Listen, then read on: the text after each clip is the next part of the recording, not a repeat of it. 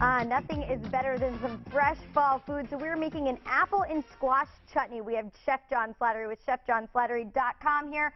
We are making fall in a dish. Yes. You know, such great bounty at this time of the year. Love to incorporate them. This dish is going to be so hearty that it could be eaten as a vegetarian meal, or you could add sausage to it, or serve it as a side with a larger function. Now you mentioned when it comes to the squash, I think a lot of people think they have these giant squashes that they have to use the entire thing, but there's actually a lot of small squashes that you can get at the grocery store. Yeah, if you go to the grocery store, there'll be mixed sizes. So pick a squash that's the size you need to feed your family, or pick a variety, because there's some nice ones. You know, you can get a small Hubbard, but as they're smaller, they're not as ripe, so you'll find less ripe fresh. Oh. But things like the small acorns and small butternuts that they have are ripe, as well as the turban squashes and buttercup squashes come nice and small. Buttercup squashes. Buttercup, one of my favorites. It has a slightly sweeter, almost more flavorful texture than most of the other squashes. Oh, okay. So this one here I've already pre-cooked. Small squashes like this you can just simply cut in half and remove the seeds, and in about 6 minutes in the microwave they'll be cooked all the way through, and then you can do other things with them. It's kind of a time saving. Otherwise, cut them in half, remove the seeds, oil them, and bake them in the oven for 45 minutes or so. So we're going to be using the actual squash as our bowl. I'm going to use this to serve the chutney when we plate later. I like that. All right, chutney, where do we begin? So chutney is a sauté dish that includes vegetables and fruits and other ingredients. So we're going to start with, we've got a hot pan here. Yep. Probably too hot, so we're going to put the butter in and see what happens real quick. It's going to start smoking, so we're going to pull the butter out.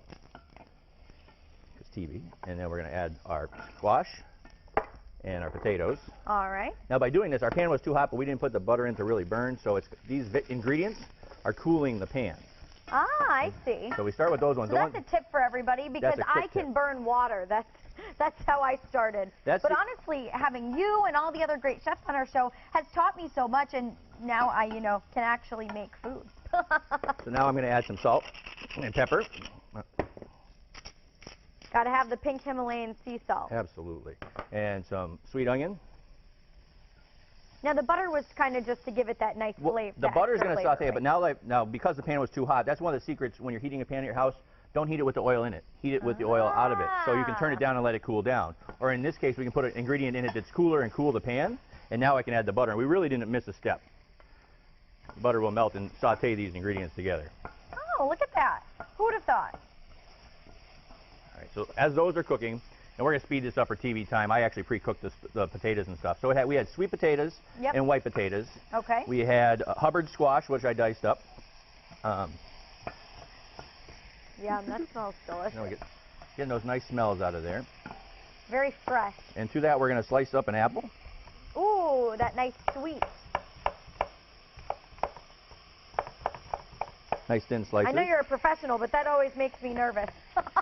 We never know when it can happen on live television.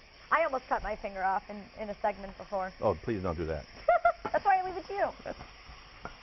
And we're going to add some sweetened cranberries.